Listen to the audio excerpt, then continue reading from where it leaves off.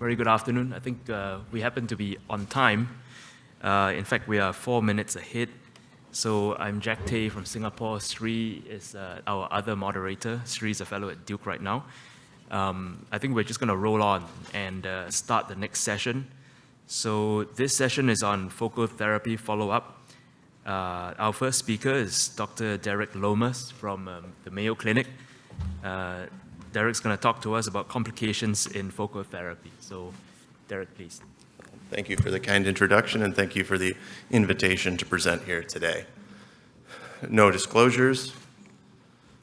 So when we talk complications after focal therapy, there's going to be several factors which are going to influence it. So there's patient factors, things like prostate anatomy, the size, whether they've had previous surgery to the prostate or other GU organs, what do they have for existing symptoms, both from a urinary standpoint and from a sexual standpoint, and do they have other comorbidities, neurologic disease, other immuno diseases, things like that. Disease factors, where's the cancer located, what's the tumor size, and those are going to affect the treatment as well. What ablation energy are you going to choose? Is it going to be thermal? What's your ablation size? And also, how long are you going to leave the catheter, as that can have an impact on several different complications. So the majority of complications after focal therapy are going to be perioperative or early after treatment, up to almost 90%. And when I think about these, I think about catheter-related, urinary retention, urinary symptoms including sloughing, bleeding, and infection. So we'll touch on each of these.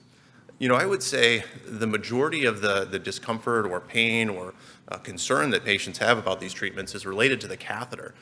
Most of them are leaving catheters 3, 7, maybe even 10 days. And that comes with bladder spasms, penile meatal pain, and then also catheter malfunction. And I think, you know, from a standpoint of management, education and prepping them goes a long way, making sure they understand the catheter, what they'll experience, and it's going to feel like they have to go to the bathroom all the time, et cetera, and then pre-medicating them, making sure you have antispasmodic, anticholinergics on board, giving them some to go home with, analgesics, anti-inflammatories, topical ointments like bacitracin or triple antibiotic, get the meatus, and topical lidocaine can go a long way to make sure they have comfort with the catheter while it's in.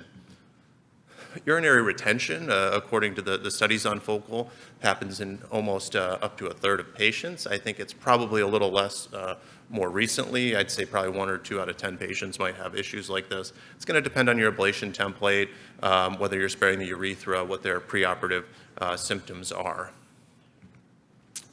So if I have a patient that is in retention after we try to move the catheter, I usually will replace it for another 5 to 7 days. I'll make sure they're on an NSAID course, maybe steroids. Sometimes I'll do that initially as well if I'm concerned they'll have retention issues. If they're unsuccessful again, you know, you can consider a suprapubic tube, clean intermittent catheterization, and especially if you're concerned about sloughing or some anatomical obstruction, you might need to perform cystoscopy. In the large HIFU series, it was almost 10% of endoscopic procedures. In a cryo series, it was about 1.6. I think if you select your patients, select your ablation zone, spare urethra, it can be much lower though. Urinary symptoms are common after these procedures. This says 1 in 5. I think it's almost all will notice something different with the urine. Dysuria is very common, especially once the catheter comes out. Sloughing, so making sure patients are aware of that. Patients note the symptoms generally improve kind of day by day, week by week, and usually by 3 months their symptoms, especially obstructive symptoms, are actually maybe improved compared to baseline. You know, management, if they're having more symptoms than you think, you know, start with the easy things, rule out UTI.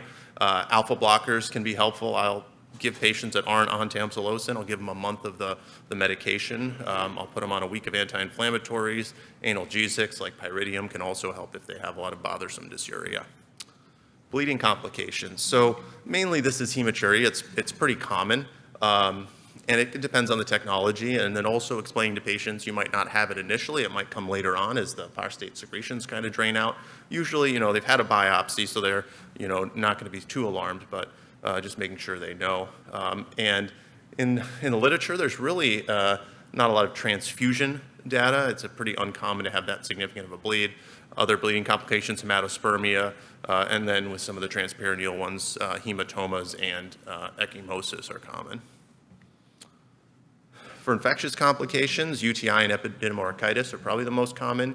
ranging 5 to 20% for UTI, 2 to 8% for epididymolysis. Sepsis rate are poorly reported, but in my experience have been low. Other things, prostatitis, perineal abscess, and with cryo, especially anteriorly, osteomyelitis. For limiting infection, I get a pre-procedure urine culture. I'll keep them on antibiotic prophylaxis, certainly at the time of the procedure, also while the catheter's in place, and then limit the catheter time to, like with any procedure. Sensory changes. So this has been reported with cryotherapy, up to 10% in the early whole gland series, and then 9.8 in a more contemporary focal series out of the UK with anterior ablations. This is probably due to injury of the dorsal nerve of the penis. This usually is temporary, responding spontaneously, but I warn patients about anterior cryo that they might experience that.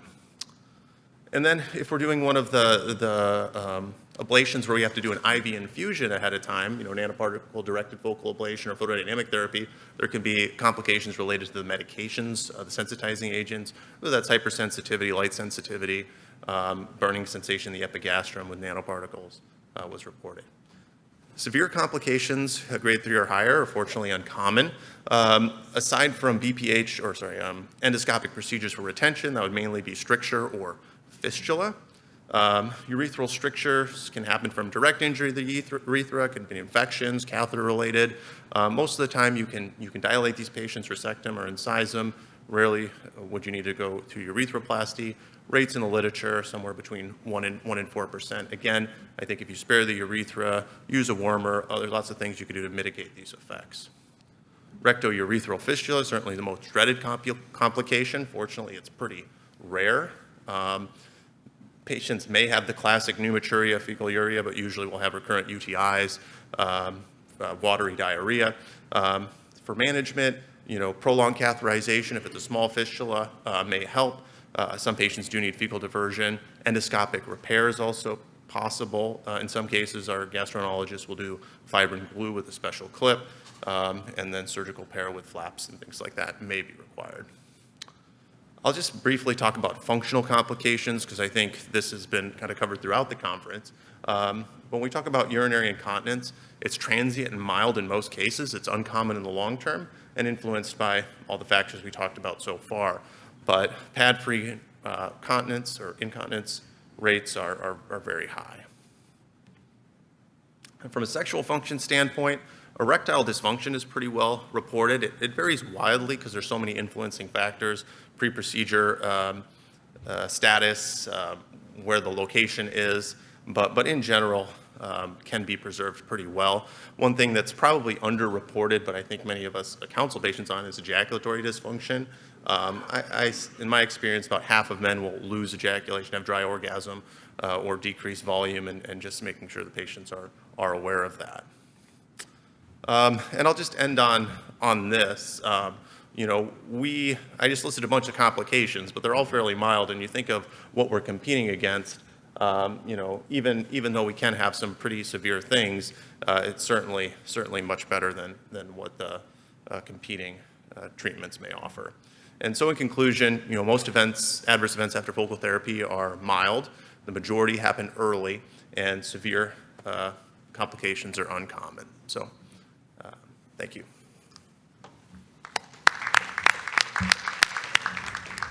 Thanks. Very nice talk, Dr. Lomas. Any questions from the floor? If not, I do have a question. So it's from my personal experience. I think I did have a number of patients who complain a lot about bladder spasm, and I saw you put it up there. Yeah. Any tips for anyone who begins a program, or how do you deal with that? So I think we're all missing the BNO suppository. So with that, one thing I've been doing that we do with our TURBT patients that can be helpful is a magnesium infusion. There's been some randomized trials in TURBTs. So anyone with a catheter, anesthesia will give a magnesium infusion, which that's a nice baseline.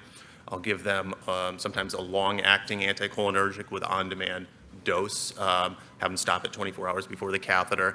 And I think the biggest thing is just telling them what they're going to experience. Because these guys wake up, they say, I gotta pee, I gotta pee, I gotta pee. If they know that, if they know what to expect, all that, I think that goes a long way. Thank you. Yep. Yeah. So I would like to welcome our second speaker, Dr. Labarchi. to discuss on surveillance after focal therapy of the prostate. So I understand a lot of us are experts and have already some plan for surveillance after focal therapy. And when people want to start out focal therapy, they always ask, how am I supposed to follow my patients after focal therapy? So there was actually, this society had a consensus, a Delphi consensus, a couple of years ago, and I'm going to show what we basically recommended back then. I have a couple relevant disclosures. So focal therapy is not included in the current treatment guidelines, and mainly due to the fact that the paucity of high-quality data. So and we have a couple challenges. We have multiple ablative technologies. We have varied treatment templates. Everyone treats differently. It can be true focal, partial gland ablation, subtotal. And in order to advance the field, it's important to have a standardized evaluation for treatment outcomes. So there was an international multidisciplinary consensus panel. They convened and established a uniform post-procedure surveillance protocol. We published our data in European Urology.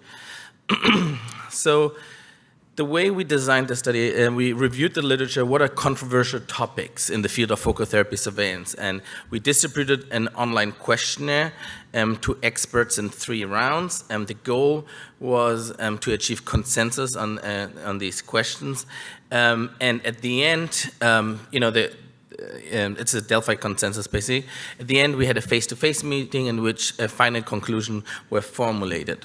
So there's a typical Delphi methodology, a web-based questionnaire distributed from 2018 to 2019. We used a SurveyMonkey platform. Again, 3 consecutive rounds. In each round, the panelists were presented with the results of the previous round, and then to see if they want to change their opinion or not. And 80% was considered a consensus.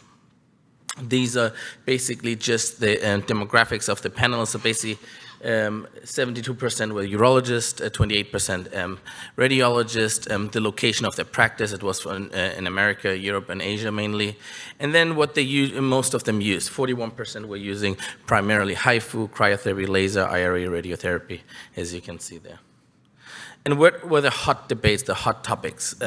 So PSA, how often we should get it, and afterwards how often in surveillance, biopsy, imaging, and functional outcomes. So start with the first, PSA. The panelists were basically in agreement that it's the preferred non-imaging biomarker. So 98% thought that was the preferred imaging marker. The role in monitoring of PSA is, however, to determine if it's oncological is insufficient. So we should not just rely on the PSA.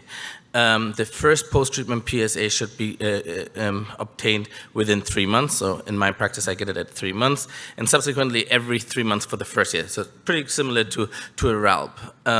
After the first year, PSA should be obtained for the rest every 6 months. But I mean, obviously, you can space it out if it has been low for a long time. Imaging.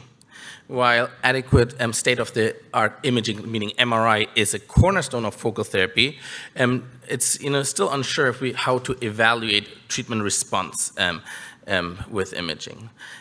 So experts agreed that MRI is currently the preferred modality, 97%. But they also acknowledge that it's an evolving field, and alternative image modalities, like for instance PSMA PET scan, may prove beneficial.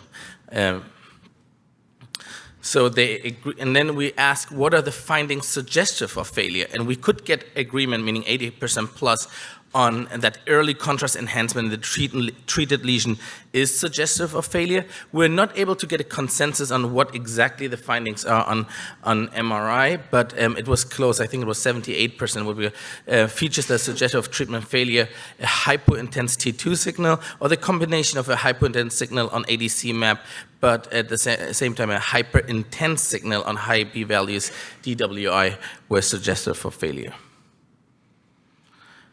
And then when should it be obtained? At 6 months, usually it should be the first after treatment. Imaging will be obtained, giving it enough time to heal. Subsequent MRI should be obtained 12 months after the initial MRI, and then only if needed. there was no consensus if, after a negative MRI, after 1 year, the subsequent 12 months is still needed. But there are some triggering factors that were suggested to get imaging: clinical suspicion, young age, genetic predisposition, or a suspicious DRE. Or, we try to give urologists the freedom. So basically, if they have institutional active surveillance protocols, they can just place the patients on the active surveillance protocol of the institution, not to limit the surgeons. So this is the schedule: imaging the first time at 6 months, and then subsequently 12 months after the first, and then only on an as-needed basis. Biopsy. So it's important. The role of biopsy. It was important to obtain an MRI-targeted biopsy to assess for in-field failure, and a systematic biopsy to evaluate for out-of-field failure. So 86% mentioned that we should get both in targeted as well as systematic biopsy. And the aim is to sample the treated and the untreated.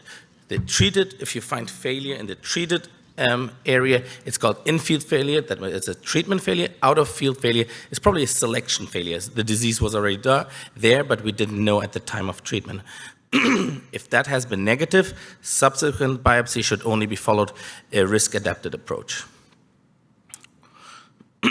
What about targeted biopsy specifically? So first image-guided targeted biopsy should be obtained within the first year after focal therapy. That's what 83% of the panels suggested. Subsequent biopsies after a complete negative post-treatment target biopsy may be obtained if there are triggering factors, so if there's anything suspicious.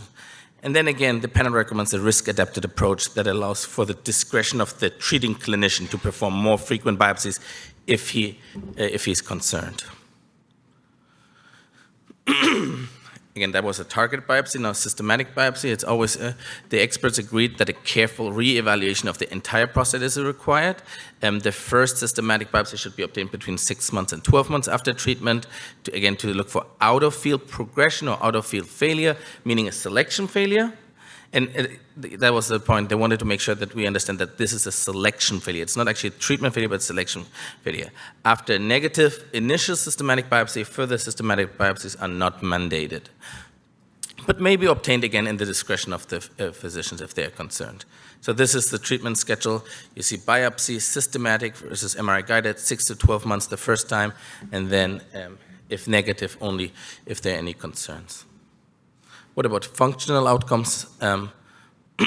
So erectile function, continence, and urinary symptoms should be assessed. We've got consensus on that, 95%. And then when should we obtain the first? Between 3 to 6 months. Again, high consensus, 93%. And once the patient comes back to baseline, you don't need to obtain a check more for functional outcomes, because the patient came baseline from the treatment. So that's just in discretion of the clinician afterwards.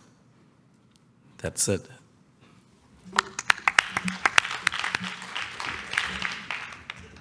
Thanks for the great talk, Dr. Labarchi. Any questions?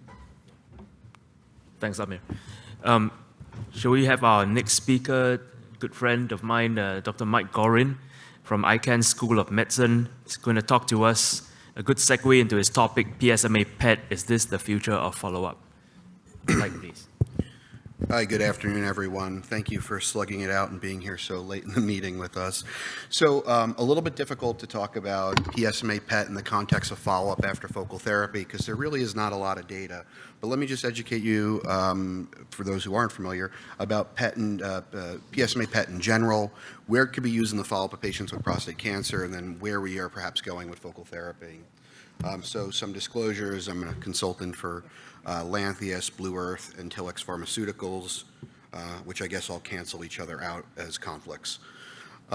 So conventional imaging modalities for prostate cancer, Primarily for imaging the prostate itself, we've relied on multiparametric MRI.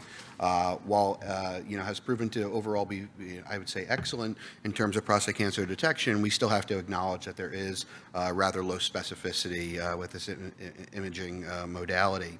In addition, when we're imaging the whole body for staging purposes, nodal or distant metastatic, we used to rely on CT, MRI, and bone scan. These modalities, while tried and true for many years, did also have low sensitivity and specificity, and this left the field wanting for molecular imaging options for prostate cancer. And there's a number of these. I won't bore you by going through each one of the different classes of agents on this slide that we cover. Suffice it to say, there have been a handful of them, and then in around 2020, I believe 2021 actually, we gained FDA approval of the PSMA targeted class of agents. So what is PSMA? It stands for prostate-specific membrane antigen. It's a dimerized type 2 transmembrane glycoprotein. It was originally found in the central nervous system, where it's responsible for catalyzing the hydrolysis of N-acetyl aspartyl glutamate to glutamate. It's overexpressed by prostate cancer epithelial cells, and it's found in the neovasculature of a number of different solid malignancies, including renal cell carcinoma. And actually, just today, I got a message that we were approved by Lantheus to launch a phase 3 trial to image kidney cancer with PSMA to hopefully be able to expand the label for that indication. So PSMA is highly expressed on the epithelial surface of prostate cancer cells, and its expression is known to go up with Gleason score and stage of the disease. Folks always like to throw that gotcha at you when I give you this talk and say, but there's some tumors that don't express PSMA, and these are the high-grade tumors that we really have to worry about. Not exactly true. In the primary setting, when tumors have been not received any treatment whatsoever, they still express PSMA. Where we see loss of PSMA expression is when we have neuroendocrine dedifferentiation upon challenge with androgen deprivation or AR-targeted therapies. So for all intents and purposes for this audience, where we're talking about the diagnosis and primary treatment of prostate cancer, and at most the treatment of radio-recurrent disease, all your tumors are going to express PSMA and should be imageable with this agent. So there's a number of different ways to image PSMA. Over the years, we've started with the antibodies, the 7011, which was Prostasint, no longer used for a variety of reasons, most importantly because the epitope is inside the cells. The J591 antibodies, these still are around and are being explored for therapeutic purposes. What we're mostly talking about today is these small molecules that bind to the active center of the PSMA molecule. And at the core of all these molecules is a urea group. It's urea that actually binds to the active site of PSMA, and then coming off of that urea backbone, you've got a linker, and then some type of radiometal, whether it's for diagnostic or therapeutic purposes. This is the most commonly published on or used molecule known as gallium-68 PSMA HBED-CC, or just PSMA 11. For a very long time, when people said PSMA PET, this is what they were referring to. But that was until this other agent got approved in the United States, known as Polarify, which I'm very fortunate to have participated in the registration trials for this, as it was invented at my institution where I did residency and fellowship, Johns Hopkins, by Marty Pomper, and I participated in all those trials after it was translated from animals to humans.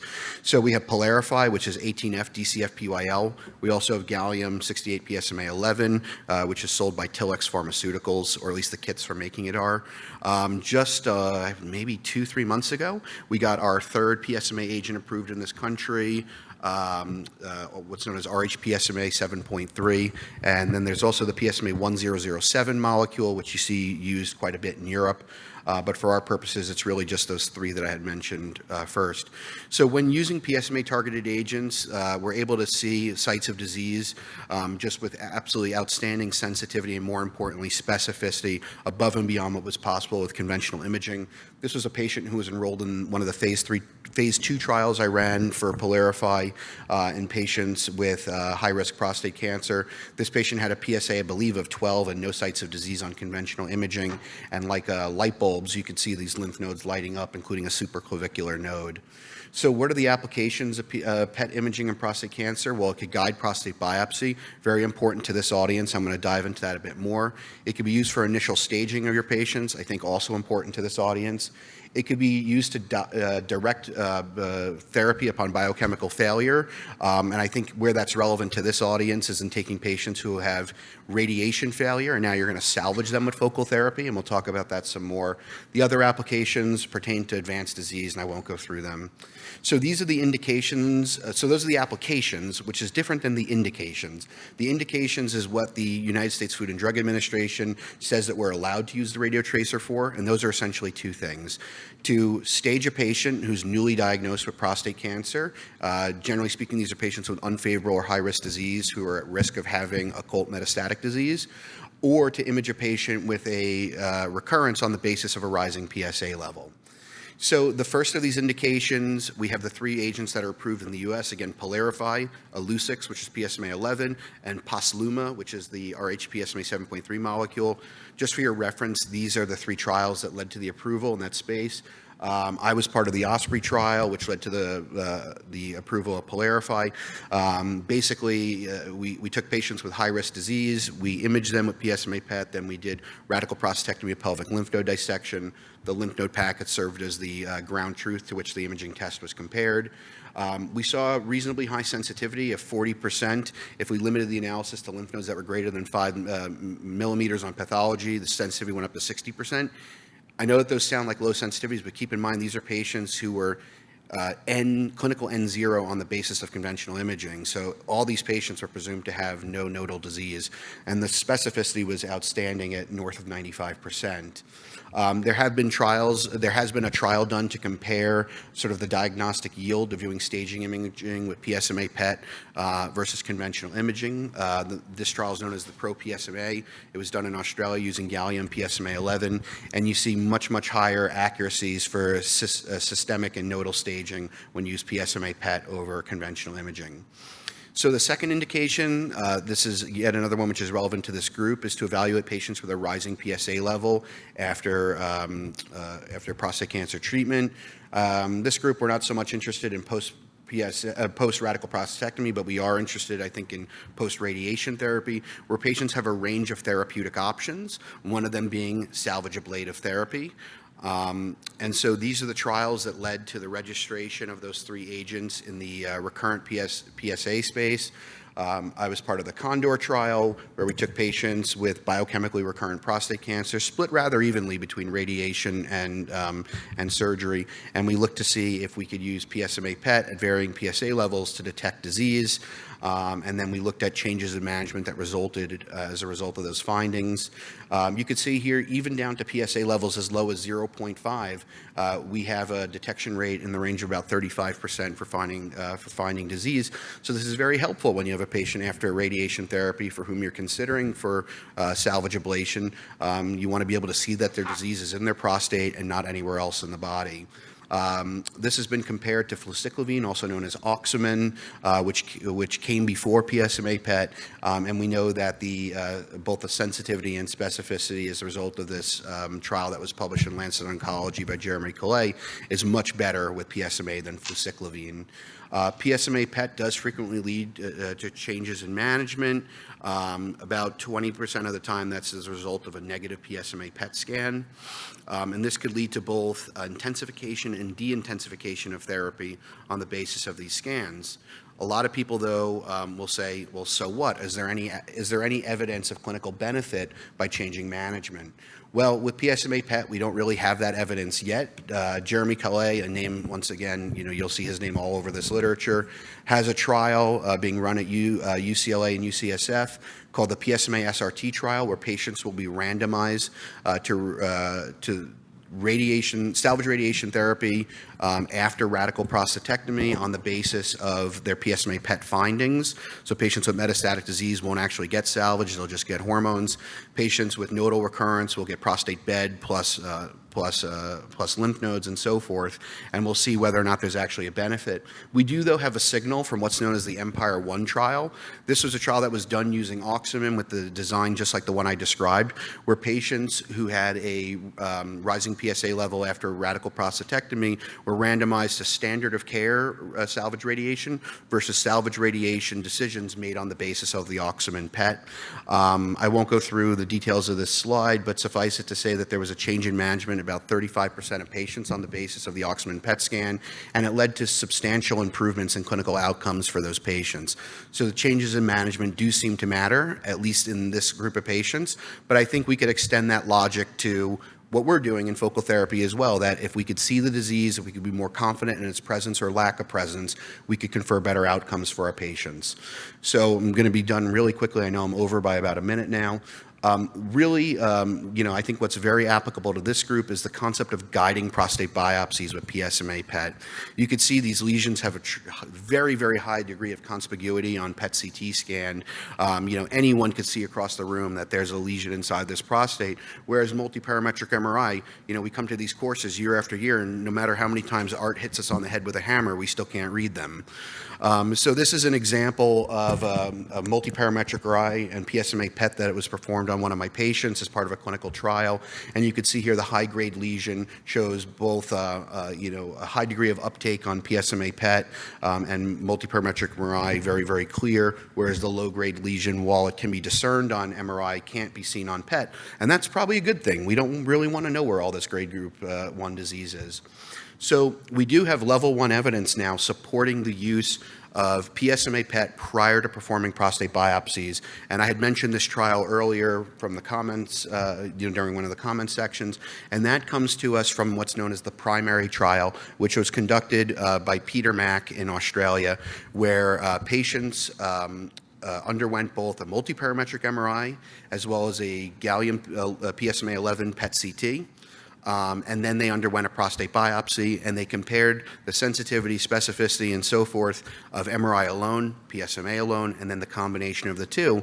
And you could see here, just MRI alone had a sensitivity about 83% for detecting clinically significant disease. But once you layer on top of that the information from PSMA PET, now you have a sensitivity of 97% for finding clinically significant disease.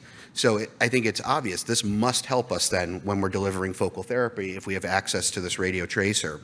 Importantly, the negative predictive value went up very, very high, almost by 20 percentage points when we looked at MRI versus the combined use of the two modalities. So from a prostate cancer screening standpoint, having both of these tests at our disposal could potentially spare men from the need from prostate biopsy who don't need one with a very, very high degree of confidence. Perhaps you could stop screening these men altogether once they get these two imaging tests. But also, if you think about it, this is at sort of the patient level. If you think about it as sort of the quadrant level or the sextant level and so forth, you could really rule out cancer in different areas of the prostate, not ablate those areas and ablate others that are positive with a very high degree of confidence when you use this imaging test. And here's just an example of a case, A and B, where they had PSMA uptake versus nothing on multiparametric MRI, and then vice versa. So they're really meant to be used together. In that trial, they biopsied anything that was a SUV value, or they called positive anything that was an SUV value of 4 or higher. And I always get the question from folks, how high does the SUV have to be before I believe it's real within the prostate? The answer is you can't really go based on that. Your scanner, the dose of radio tracer they got, and probably even the radio tracer that patients are getting is different than my patients, is different than Australia. So we can't go based on SUV values. So there needs to be a more objective measure for determining whether or not lesions within the prostate are concerning for prostate cancer. And now we have that with what's known as the primary score. I would encourage you all to look at this paper. It's a very nice scoring system that's been devised that does not take into account SUV value, just the area within the prostate that the PSMA uptake is present, the degree of conspiguity, and whether it's diffusely involved, peripheral zone, central zone, and so forth. It's really excellent. They compared it to PIRADS, and they found a significant improvement in the area under the curve once you use the primary score. There's now the primary 2 trial. I also mentioned this during the comments section, where now they're pursuing the concept of randomizing patients to biopsy on the basis of multiparametric MRI, or biopsy on the basis of multiparametric MRI plus PSMA PET, in particular the PIRADS 2 to 3 lesion patients, and seeing how many biopsies they could avoid safely in that 2 to 3 group. And so this is what that trial looks like: elevated PSA, PIRADS 2 to 3 lesions, and patients will be randomized. Keep your eye out for this trial, because this may all of a sudden make it where we're routinely using PSMA PET in the pre-diagnostic setting. So again, these are the applications for the focal therapist. Guides prostate biopsy, helps us with initial cancer staging. It helps direct therapy upon biochemical failure in the selection of candidates for post-radiation focal therapy. The final thing that it's possible to do, but we really don't have great data on, is evaluation of response to treatment following ablative therapy. This is my last slide, I promise. This is only data from, I believe, 15 patients from Dan Eberle's group in Switzerland, where they took patients who, after HIFU on saturation biopsy, were found to have clinically significant disease, but had negative multiparametric MRIs. Then they gave them PET-CT to look to see if they could find those sites of disease, and with a sensitivity of about 60%, they were actually able to find those sites of disease that were missed on multiparametric MRI. So had this tool been used from the get-go, there would have been a target to biopsy in these patients, and you could step back from that and say, well, then perhaps we could use this as our way to monitor for treatment response after deliverance. So I won't bore you with the conclusions. I think you all get the point. So thank you very much for the opportunity to share my knowledge of PSMA PET with you and how it fits into the landscape of focal therapy. It's been a really fun few days spending time with everyone. Thank you. Thank you so much, Mike. So it's my privilege to welcome Dr. Robertson to present contrast-enhanced ultrasound, how to augment your treatment and follow-up. So I want to just give credit to my colleagues, Dr. Andre Abreu, Dr. Labachi, and give a greetings from Dr. Crouzet, who originally scheduled to give this talk but was not able to be here. So the topic today is the use of contrast-enhanced ultrasound as an augmentation to treatment and follow-up for prostate cancer focal therapy. These are my disclosures. So the real question is, why use contrast-enhanced ultrasound when you actually have an MR?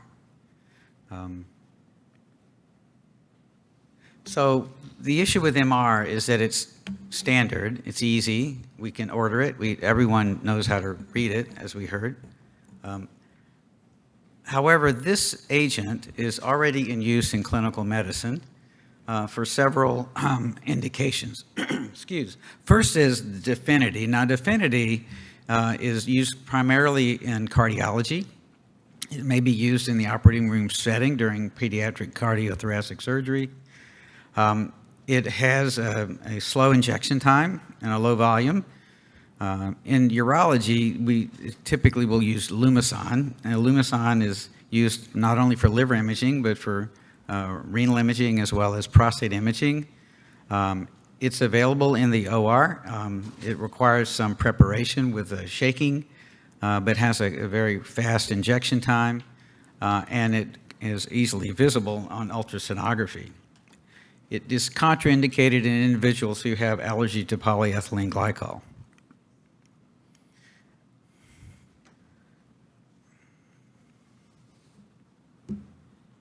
Great. So the contrast agent actually is a form of microbubble formation, which is, these are small bubbles which remain in the vascular space. Because they stay in the vascular space, they do not leak into the surrounding tissue, so they provide a good estimate of the vascularity of tissue. And as such, can be retained in the area for a sufficient period of time to allow determination of vascularity after a treatment. So here we have the three indications we spoke about earlier. At the top, we have the cardiac indication. In the middle, the liver indication, and the bottom, you see the renal mass highlighted on the periphery of the kidney, which becomes progressively more visible over time after injection of the agent.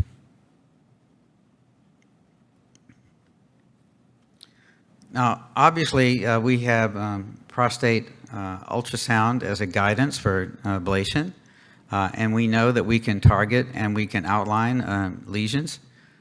And then some of the issues that come up with our focal therapy is, can we identify the area that was treated easily and in real time? So here's an example of contrast enhanced ultrasound. On the top of the screen here, over time, you will see slowly the development of a hypovascular area in an area of comparison for the focal treatment area. Now I'll just let that run for a while because I think it's self-explanatory. Some of the things that will come up with this technique will be, one may have a judgment of the completeness of the ablation. There may be consideration for retreatment of the same region, the so-called double tap technique that we've heard about yesterday. And you can see kindly Dr. Labachi having a conversation in the right corner. So thank to Dr. Labachi for that imagery. So we also know from previous studies that one can actually follow the effects of HIFU ablation over time. And here we see the combination of pre-HIFU contrast-enhanced ultrasound imaging compared to traditional imaging, and then the follow-up one day afterwards with the hypoechoic areas, and the subsequent biopsy 30 to 45 days later, showing only necrosis and stromal fibrosis.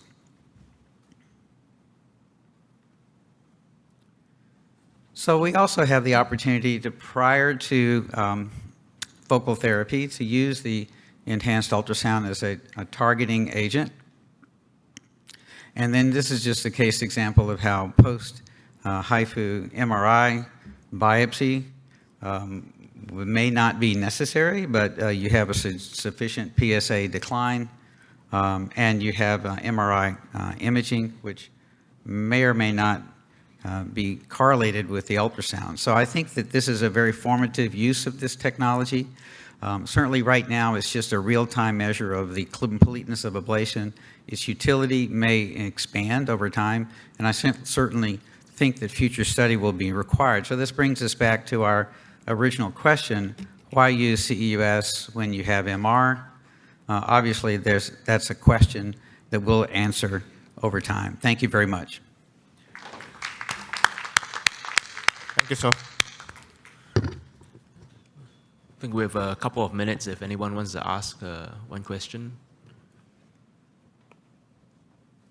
I got a question for Dr. Robin. So when you administer the contrast, if you have to go back and then re-ablate, does the acoustic properties of the bubbles and so forth get in the way of you actually delivering the HIFU? No, actually the contrast clears very rapidly. It's a very fleeting, it's similar to the green dye that we use sometimes in robotic partial nephrectomies, et cetera. The other issue, someone may ask whether or not Dopplering would be just as effective or useful, but unfortunately the Doppler imaging or using of Doppler is confounded by artifactual changes in the tissue at the time of the ablation. So, yeah. Thank you. Okay, thank you very much. I think we're going to hand over to the next session panelists.